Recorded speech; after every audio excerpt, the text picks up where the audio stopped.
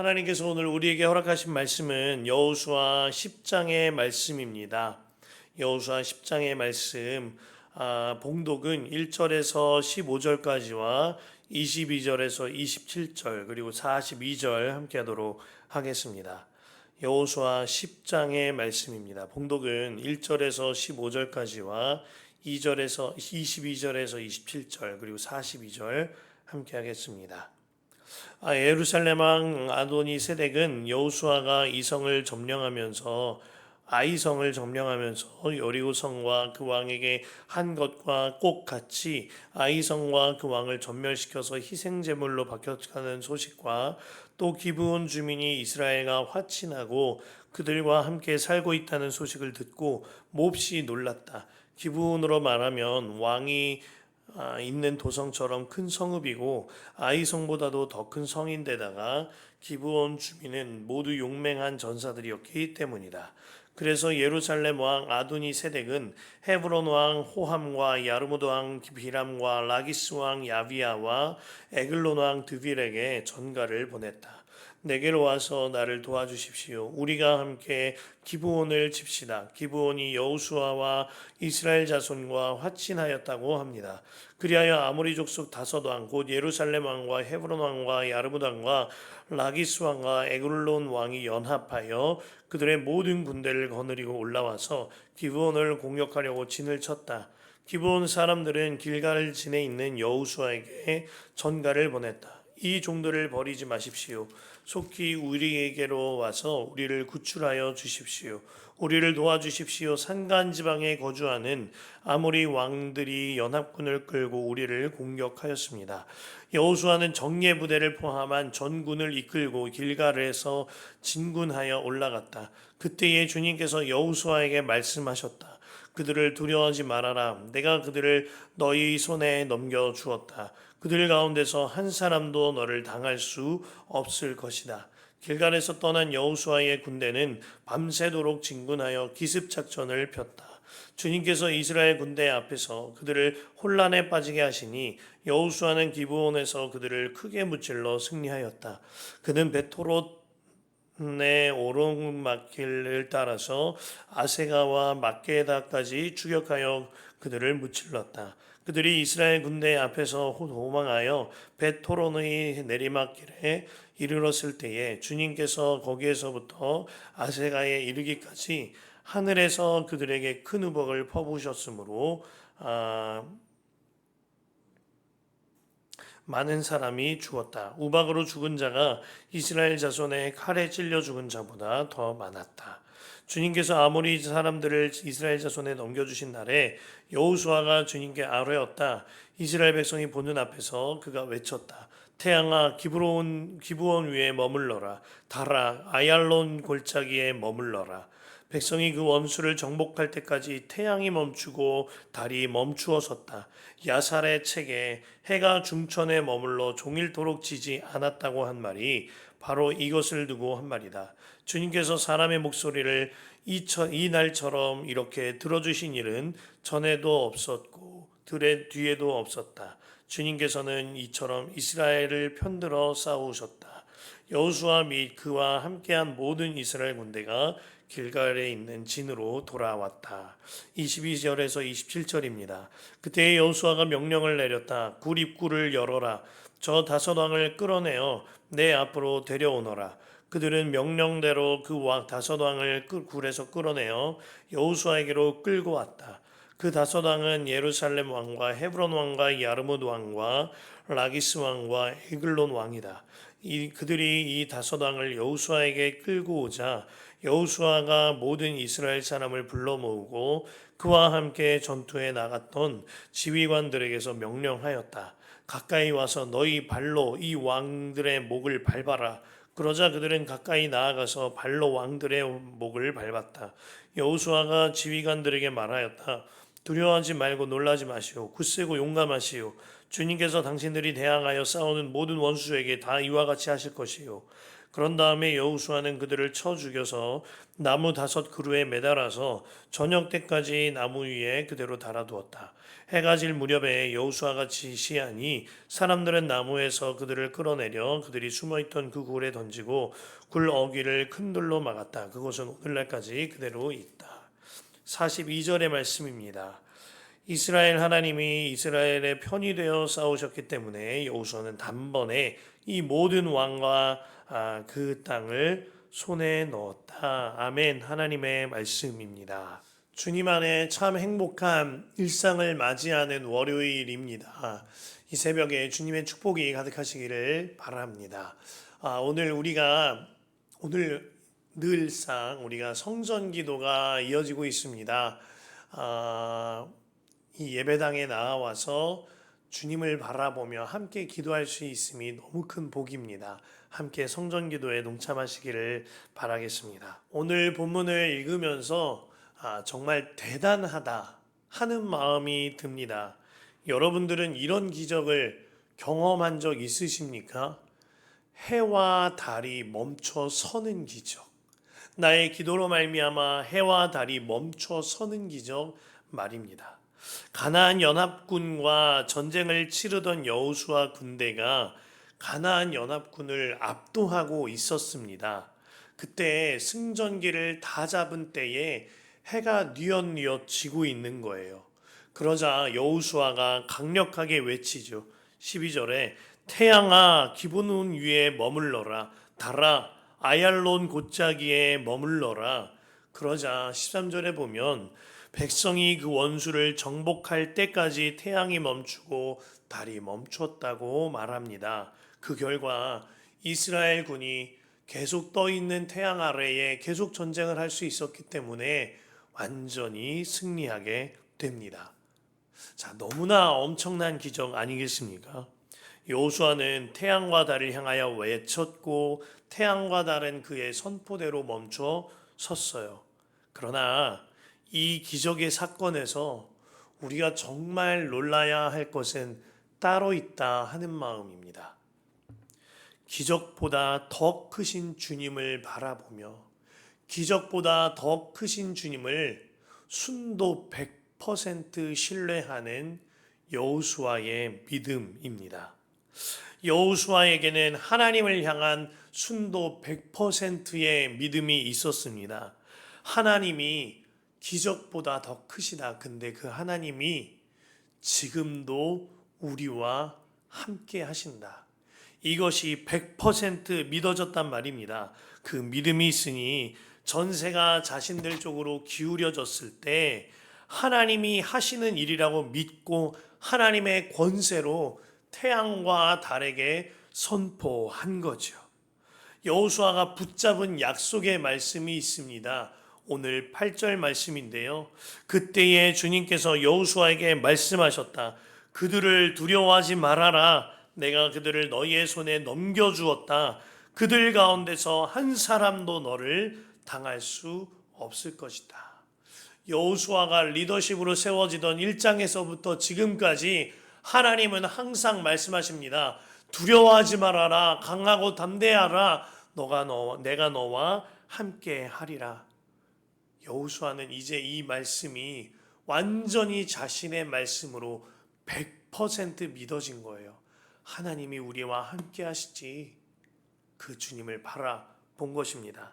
오늘 본문의 배경은 지난 9장에서 여호수아와 이스라엘이 받아들인 기브온 족속에게 다른 가나안의 5 족속이 연합군을 형성하여 쳐들어오는 데서 비롯되는 이야기입니다. 여호수아는 비록 자신들을 속였지만 하나님을 두려워함으로 여호수아에게 거짓말을 하였던 기브온과 동맹을 맺게 되었습니다. 또한 무엇보다도 하나님 앞에서 그들과 동맹을 맺었으므로 그들의 전쟁을 함께 치러줘야 할 책임이 있었던 거예요. 사실 이스라엘에게 있어서 오늘 이 전쟁은요, 상당히 부담이 되는 전쟁이었습니다. 이 전쟁은 지금까지 이스라엘 백성들이 치렀던 전쟁과는 차이가 있기 때문이에요. 여리고성과 아이성은 각각 한 개의 성읍과 치르는 전쟁이었습니다. 그러나 이번 전쟁은 그 사이즈가 달라요. 가나안의 5개 족속이 연합하여서 공격해 오고 있다는 것입니다. 그리고 이스라엘로서는 처음 치르는 연합군과의 전쟁인 거죠. 더구나 이전까지는 이스라엘 민족이 선제 공격을 하는 형식이었습니다. 그런데 지금은 상대의 공격을 막아내야 하는 방어 전쟁이라는 데서 전혀 새로운 국면을 맞이하게 된 거예요. 저는 오늘 말씀을 묵상하면서 우리의 인생도 꼭 이와 같다 하는 마음이 듭니다. 우리 인생은 어느 하나 예기치 못한 점과 같은 일들이 이어져서 선과 같은 인생을 구성하는 것 같은 마음을 주십니다. 전혀 새로운 시련과 아픔과 고통들이 우리 인생에 연속됩니다. 이제 좀 적응될만 하면 다른 일이 터져 나오고 이제 좀 평안할만 하면 다른 문제가 일어납니다. 전혀 예기치 못했던 자녀의 문제가 일어나고 질병의 어려움이 생겨나고 부부와 부모 간에 또한 일터에서 예기치 못한 사고와 같은 문제들이 일어나는 것, 그 문제들이 연속되어지는 것, 그것이 우리의 삶이 아니겠나 하는 마음을 주십니다. 그로 인해 때로는 마음이 흔들리기도 하고요. 위기감에 압도되기도 하는 것입니다. 마치 요단강 건넜더니 여리고 있고 여리고 건넜더니 아이성 있고 아이성 무너뜨렸더니 5개국의 연합군이 내 눈앞에 쳐들어오는 것과 같은 삶이 우리의 삶과 같다는 마음입니다. 그러나 이 모든 일에 있어서 이 한 가지 확실하면 우리의 삶은 완전히 달라집니다. 8절 말씀이에요. 그때에 우리가 전혀 새로운 문제를 맞이한 그때에 주님께서 여호수아에게 말씀하셨다. 그들을 두려워하지 말아라. 내가 그들을 너의 손에 넘겨주었다. 그들 가운데서 한 사람도 너를 당할 수 없을 거야. 진짜 기적 중에 기적은요. 문제보다 더 크신 주님이 믿어지는 기적인 것입니다. 그 유튜브 채널 중에 위라클이라는 채널을 이제 운영하는 박위라는 형제가 있어요. 제가 오래전부터 그 형제를 참 눈여겨 보았고 제가 섬기던 교회에 온라인 청년 수련회를 할 때 그 형제를 초청하여서 함께 말씀을 나눴던 일도 있는데요. 그는 신앙이 웬만큼 바탕이 된 가정에서 양육된 자녀였습니다. 그런데 그는 비교적 큰 어려움 없이 성장하였는데 그러던 중에 본인이 원하던 대기업의 인턴 사원으로 입사하게 되었고 그렇게 그가 원하던 대로 인턴 과정을 지나서 그 대기업의 정직원으로 취업하게 됩니다. 자신의 취업이 확정되던 날, 이 친구가 아직은 하나님을 제대로 믿지 못했기 때문에 자신의 취업이 확정되던 날 함께 취업 파티를 벌리면서 술자리를 거하게 갖게 됩니다. 파티를 하며 만취하기까지 술자리를 즐기던 중에 갑자기 필름이 끊긴 거예요. 그리고 나서 눈을 떴는데 온몸이 전신마비가 된 상태로 중환자실에서 눈을 뜨게 된 겁니다. 그가 낙상사고가 일어난 거죠. 중환자실에서 의사에게 들은 말이 이것입니다. 당신은 전신마비로 평생을 살아야 합니다. 낙상사고로 인하여서 척추의 신경이 완전히 끊어져서 이제는 다시 걸을 수도 일어설 수도 없는 침대에서 소대변을 모두 다 받아내야 하는 처지가 된 거예요. 너무나도 사교적이었고 어울리기 좋아했던 그는 거의 식물인간처럼 누워서만 지내야 하는 형편이 되어진 겁니다. 하지만 이때부터 기적이 시작이 됩니다. 가족들은 그를 위하여 헌신적으로 기도하고 돌보기 시작해요. 그리고 그의 이름이 등록되어 있던 교회의 교우들은 그를 위하여 전심으로 기도하기 시작합니다. 대학교 4학년이었던 박위 형제의 남동생이 학교를 휴학하고 형을 간병하는 일에 집중하기로 결단합니다.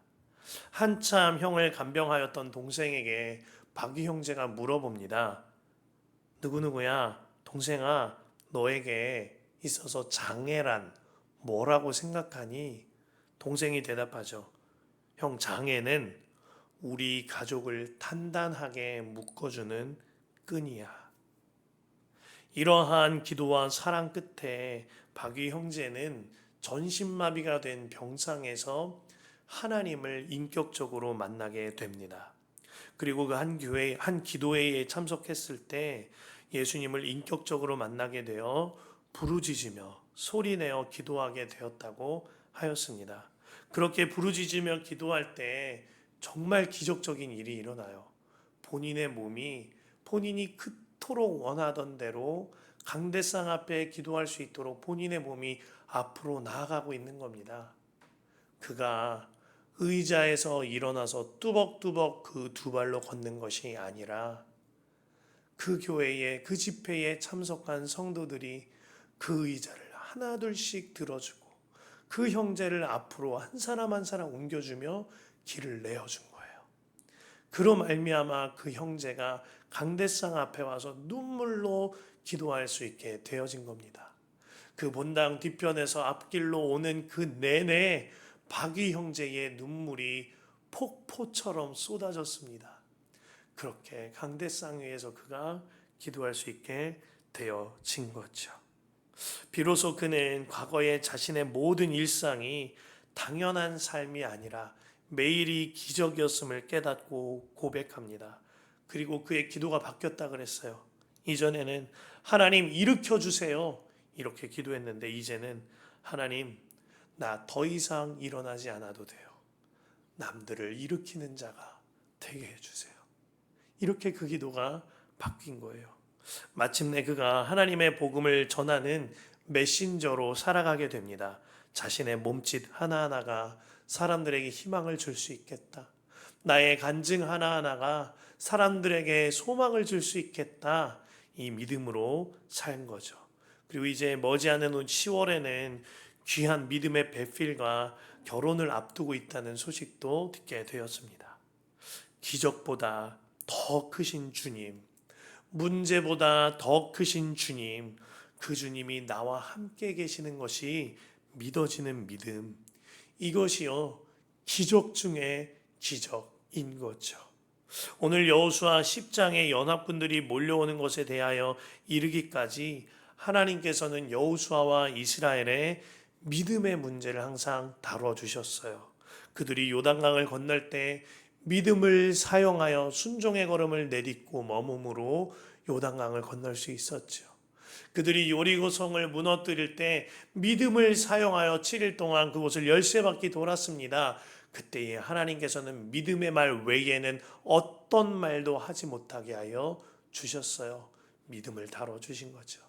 그리고 아이성을 무너뜨릴 때 아간의 믿음 없는 죄로 말미암아 그들이 정복에 실패하는 위기를 겪었거니와 하나님께서는 이스라엘 백성에게 믿음을 회복시킴으로 말미암아 하나님 말씀 하나하나 그대로 순종하게 하셔서 아이성을 무너뜨리셨습니다. 그리고 오늘 5개 족속의 연합국가가 전혀 새롭고 큰 문제처럼 다가올 때에 이제 더 이상 이러한 것들은 여호수아 군대에게 문제가 되지 않을 만큼의 믿음을 주께서 일으켜 주신 거예요. 그들에게는 이제는 하나님이 우리와 함께 하신다. 이 순도 100%의 믿음이 있었기 때문에 특별히 여호수아 개인에게 완전한 주님을 향한 믿음이 있었기 때문에 그동안 하나님께서 여호수아와 1:1 레슨 해주시듯이 개인 레슨 해주시듯이 그 믿음을 키워주셨기 때문에 그가 순도 100%의 믿음으로 외칠 수 있었던 겁니다. 태양아 멈춰라, 달아 멈추어라. 이처럼 믿음이 달라지면 모든 것이 달라지게 되는 거죠. 스코틀랜드 청도교였던 세뮤얼 러더퍼드, 그가 종교 박해로 인하여서 감옥에 투옥되었을 때 그 감방 안에서 이런 편지글을 씁니다.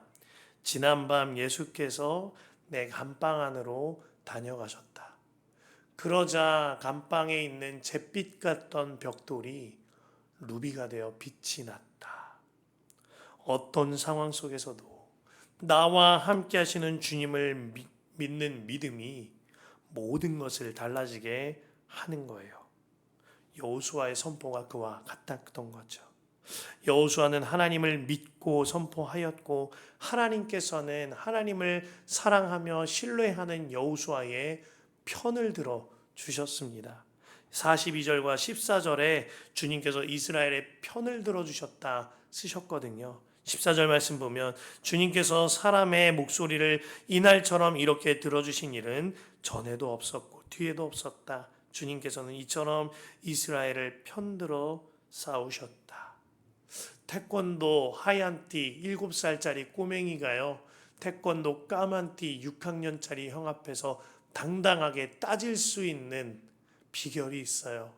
내가 사랑하고 내 편 들어주는 아빠가 옆에 서 있으면 당당하게 형에 대해서 화도 내고 형에 대해서 따져 물을 수도 있는 거죠.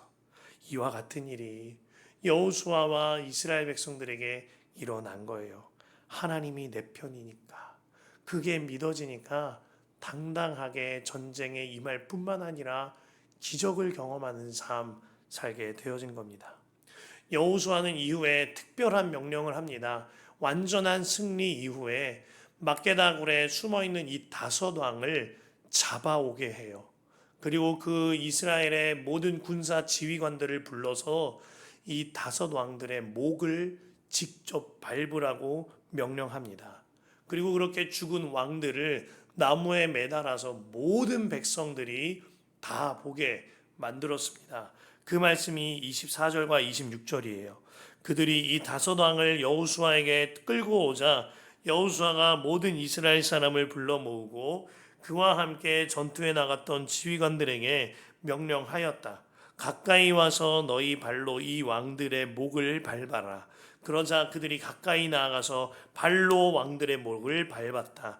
그런 다음에 여호수아는 그들을 쳐 죽여서 나무 5그루에 매달아서 저녁 때까지 나무 위에 그대로 달아두었다.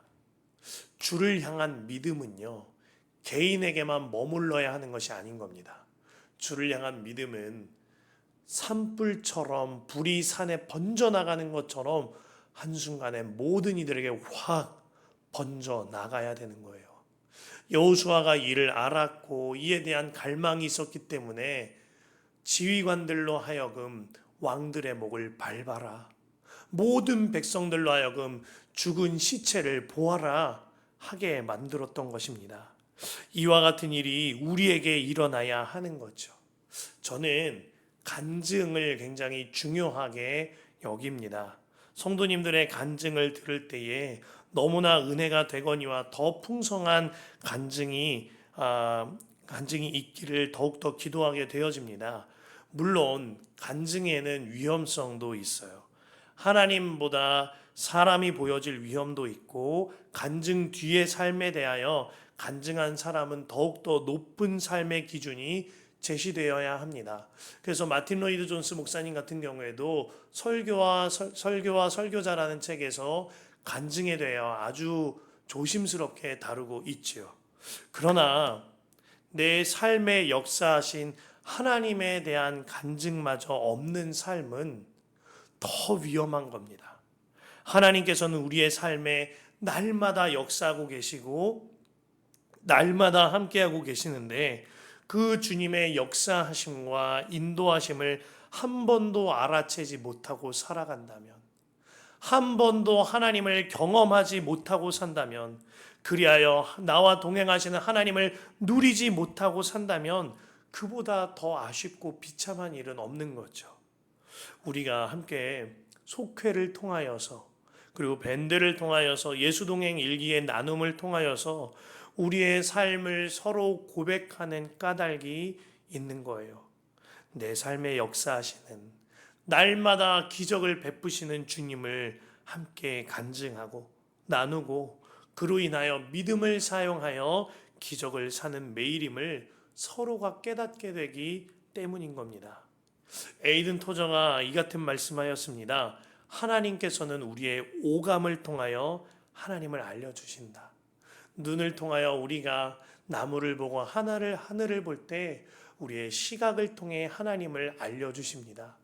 우리가 귀에 듣는 청각으로 새들의 쥐재기는 노랫소리, 찬양소리를 들을 때에 하나님을 알게 하십니다. 우리가 갓난아기를 손으로 만지고 부부가 서로 끌어안고 아이들과 사랑을 나누고 성도가 서로 손을 잡을 때 그 촉각을 통하여 하나님을 알게 하시죠. 우리가 맛있는 것을 입에 댈 때에 이 음식을 허락하시고 미각을 허락하신 주님을 알게 되어집니다. 꽃향기를 맡고 아름다운 커피향을 맡을 때 주님이 베풀어 주신 후각을 통하여 하나님을 알 수 있게 되는 거예요. 사실은 나의 모든 일상 속에 하나님의 기적이 풍성하고 충만하게 넘치는 겁니다. 내 일상 속에 하나님이 나와 항상 함께 하신다는 그 믿음이 나로 하여금 기적의 삶을 날마다 살아갈 수 있게 하는 것이죠. 사랑하는 성도 여러분, 여러분의 일상은 이미 기적입니다. 예수님께서 나와 함께 하시고자 십자가 지셔서 나 같은 죄인 구원하셨어요. 그 예수님이 부활하셔서 내 안에 성령으로 오심으로 나와 항상 함께 하십니다. 이것보다 더 큰 기적은 없는 거죠. 이 기적 중에 기적이 믿어지면 내 모든 일상은 날마다가 기적의 삶인 것입니다. 오늘 그 믿음으로 이 하루를 열어보시길 바랍니다. 그러면 정말 기적은 사는 삶이 이루어질 거예요. 믿음을 사용하여 기적의 삶을 누리는 저와 여러분 되시길 축복합니다.